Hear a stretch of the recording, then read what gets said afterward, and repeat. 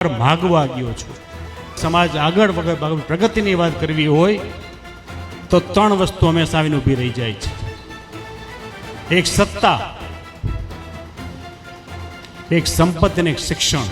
આવી તો અનામતને કારણે આપણો વારો આવી શકે કે એ વખતે અનામતનો લાભને કારણે કોર્પોરેટર બન્યો ને મેયર બની ગયો। આ લાભને કારણે આપણી પાસે વારો આવ્યો છે। बॉलीवुडना बिग बी नो एक फेमस डायलॉग है, हम जहां खड़े हो जाते हैं लाइन वहीं से शुरू होती है। गुजरात में पण एक दिग्गज नेतानो कंईक आवो ज रुआब हतो। एमनुं नाम है जवाहर चावड़ा। जो कि जवाहर चावड़ा छेल्ला घणा समयथी निष्क्रिय जोवा मळी रह्या छे। तेमनुं क्यांय निवेदन जोवा नहोतुं मळतुं, परंतु जेम स्थानिक स्वराज्यनी चूंटणी अने विधानसभानी चूंटणी नजीक आवे छे तेम जवाहर चावड़ा फरी एक्टिव थया छे अने પોતાના સમાજને સત્તાની ચાવી આપતા જોવા મળ્યા છે। શું છે સમગ્ર ઘટના, તમામ વિશે વિગતવાર ચર્ચા કરીશું। નમસ્કાર, તમે જોઈ રહ્યા છો ચક્રવાત ન્યૂઝ। હું આપની સાથે અહેમદ।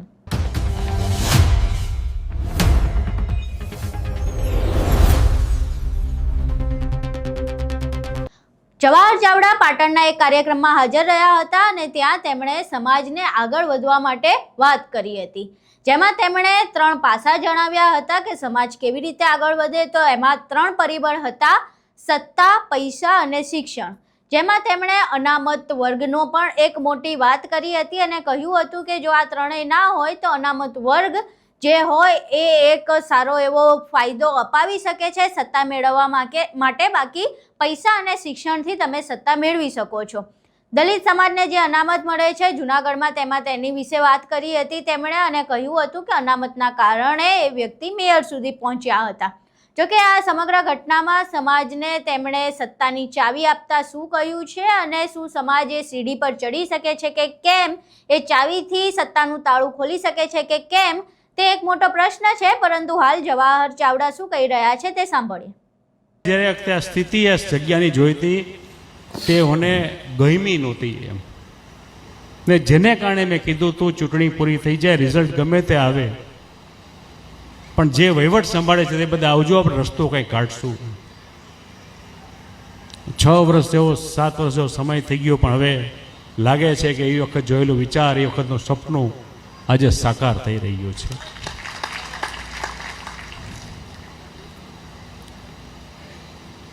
મને એક જુનાગઢનો ભાઈ મને પૂછતો હતો, મને કે જવાહરભાઈ તમે વहाँ પાટણ જિલ્લામાં રાધનપુર પાટણ ન્યા પૈસા શું આપો છો? અહીંયા અમારી જરૂરિયાત છે ત્યાં નહીં, ન્યા આપો છો એમ મને કેવા વાર હતા ને જુનાગઢમાં જ હતા। અને મેં જવાબ આપ્યો હતો કે ભૂમિ એવી છે કે જ્યાં હું વારંવાર માગવા ગયો છું। કોક માટે માગવા ગયો હતો, ચૂંટણી માટે મત માગવા ગયો હતો અને એને હંમેશા મારું માન રાખ્યું હતું, તો વ્યવહાર તો આપલેથી જ થઈ શકે છે એમ।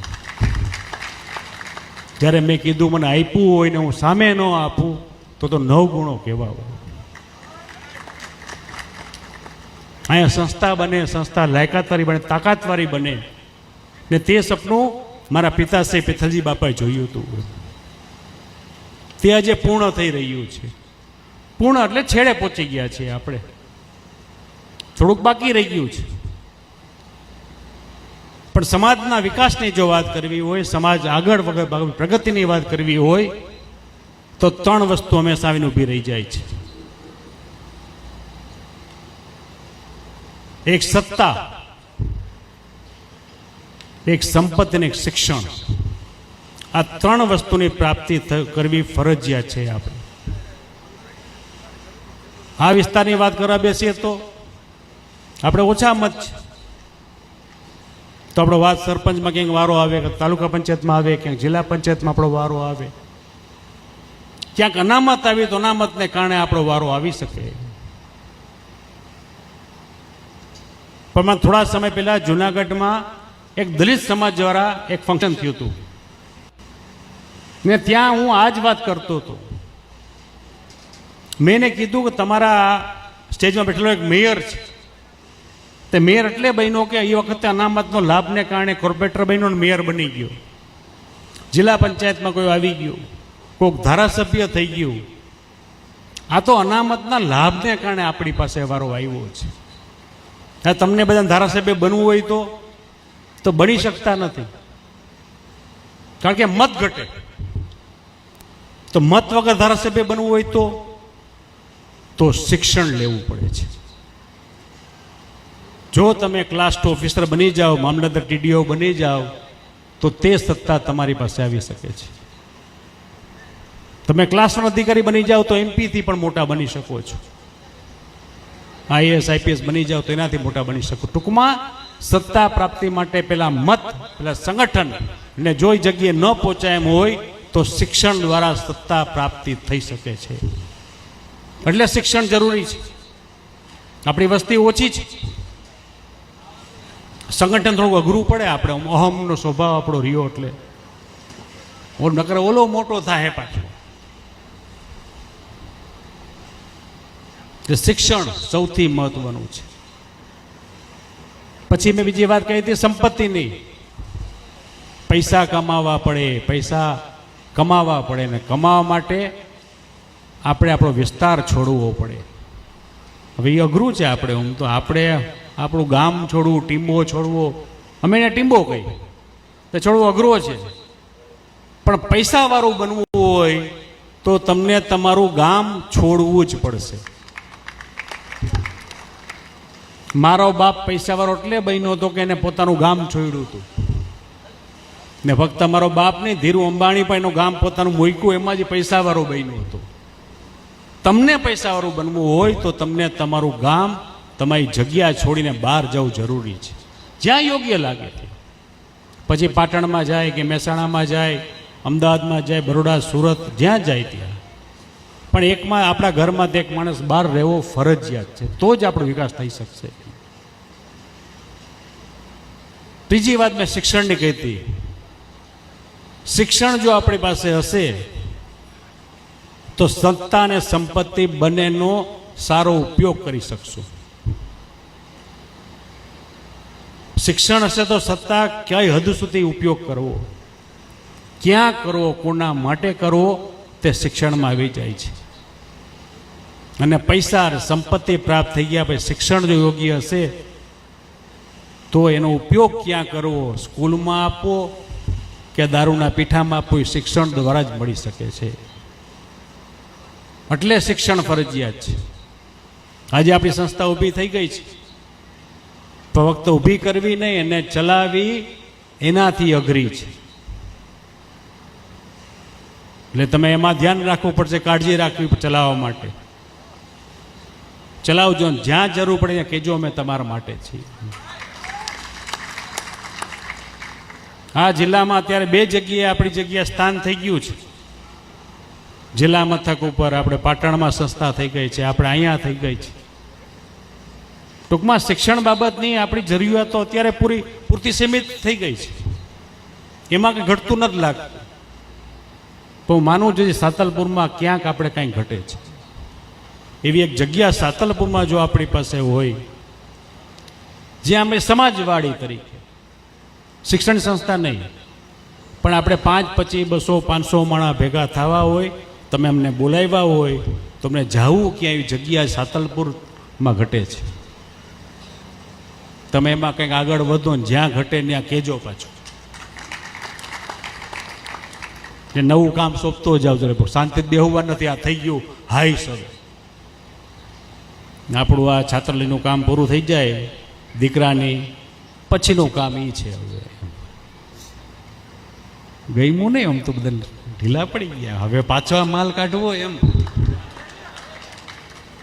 વાંકથી અમે આવી ગયા 500-700 કિલોમીટરથી. પણ ક્યાંક કરજો. સમાજ સંગઠિત રહીએ, ભેગો રહ્યા, એના બહાનાઓ છે. એટલે એ બાનું આપણે જોઈએ છે ભેગું થયા રાખવા માટે. એ બાનું તમને આપતો જાઉં છું. પાછો આગળ કરજો, આગળ કામ કરતા રહેજો, શિક્ષિત થતા રહેજો, અને જ્યાં જરૂર પડે ત્યાં કહેજો, અમે તમારા કારણે ને તમારા માટે છીએ. તમારા બધાનો ખૂબ ખૂબ આભાર. અહીં તમે સાંભળ્યું કે દલિત સમાજ વિશે જવાહર ચાવડા શું કહી રહ્યા છે, દલિત સમાજને જે અનામત મળે છે તેના વિશે, તેમજ પોતાના સમાજને આગળ વધવા માટે અને સત્તા કેવી રીતે મેળવવી તે વિશે ભલામણ આપતા શું કહી રહ્યા છે. હવે અહીં જવાહર ચાવડા કોણ છે તે જાણીએ તો જવાહર ચાવડા એક મજબૂત નેતા છે, મૂળ કોંગ્રેસી છે, પરંતુ બાદમાં ભાજપમાં આવ્યા ત્યારથી પણ મજબૂત છે. જવાહર ચાવડા તેમના પિતા જે છે પેથલજી ચાવડા, તે સમયથી તેમનો અને તેમના પિતાનો માણાવદર વિધાનસભા બેઠક પર દબદબો રહ્યો છે. જેમ પહેલાં જ કહ્યું કે તેઓ મૂળ કોંગ્રેસી છે, પરંતુ બાદમાં તેમણે ભાજપનો ભગવો ધારણ કર્યો હતો અને ભાજપનો ખેસ પહેર્યા બાદ 2019માં તેઓ મંત્રી પણ બન્યા હતા. 2019માં મંત્રી પદે શપથ લીધા, પરંતુ 2022માં કોંગ્રેસના નેતા અરવિંદ લાડાણી સામે માણાવદરની ચૂંટણી હારી ગયા. કોંગ્રેસના નેતા અરવિંદ લાડાણી સામે માણાવદરની ચૂંટણી હાર્યા બાદ અરવિંદ લાડાણી જે કોંગ્રેસ છોડીને ભાજપમાં જોડાઈ ગયા. બાદમાં માણાવદરની ફરી પાછી પેટા ચૂંટણી યોજાઈ અને ત્યારબાદ ભાજપે જવાહર ચાવડાની બદલે માણાવદર વિધાનસભા બેઠક પર કોંગ્રેસ છોડીને આવેલા અરવિંદ લાડાણીને ટિકિટ આપી. એટલે ત્યારથી ભાજપમાં તેમનું માણાવદર બેઠક પરથી પત્તું કપાઈ ગયું. જ્યારથી તેમનું પત્તું કપાયું ત્યારથી તેઓ નિષ્ક્રિય હતા, ક્યાંય જોવા નહોતા મળતા. પરંતુ બાદમાં વિસાવદરની જે પેટા ચૂંટણી આવી તેમાં ક્યાંક પાછું જાણે એમનું નામ ફરી ચર્ચામાં આવ્યું. કારણ કે વિસાવદરની પેટા ચૂંટણીમાં જે વિજેતા બન્યા અને ધારાસભ્ય છે હાલ વિસાવદરની બેઠક પરથી એવા ગોપાલ ઇટાલિયાને જીતાડવામાં તેમનો સિંહ ફાળો છે એવી ચર્ચાઓ ચાલુ થઈ હતી. એટલે વિસાવદરની પેટા ચૂંટણીથી જવાહર ચાવડા ફરી ચર્ચામાં આવ્યા. જો કે વિસાવદરથી પાછું ક્યાંય નામ નહોતું આવતું, ક્યાંય દેખાતા નહોતા અને હવે જવાહર ચાવડા પાટણના એક કાર્યક્રમમાં પોતાના સમાજને સત્તાની ચાવી આપતા જોવા મળ્યા છે.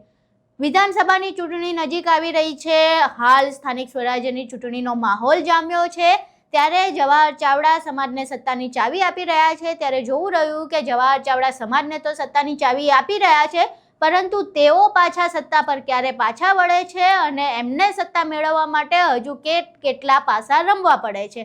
હાલ તો જવાહર ચાવડાનું આ નિવેદન સામે આવ્યું છે અને ચૂંટણી આવતા જ તેઓ જે એક્ટિવ થયા છે તેને લઈને પણ ચર્ચાઓ તેજ થઈ છે. જો કે આ સમગ્ર વિગતો જાણ્યા બાદ તમારું શું માનવું છે? જવાહર ચાવડાની આપેલી સત્તાની ચાવી સમાજને અને તેમને કેટલી કામ આવશે?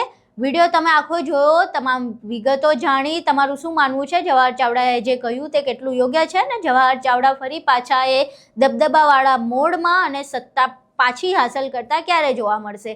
તમારું આ સમગ્ર મામલે શું માનવું છે? તમારા મંતવ્યો અમને કોમેન્ટ બોક્સમાં જરૂર જણાવજો. વિડીયો પસંદ આવ્યો હોય તો વિડીયોને લાઇક કરજો, શેર કરજો અને ચેનલને સબસ્ક્રાઇબ કરવાનું ભૂલશો નહીં. નમસ્કાર.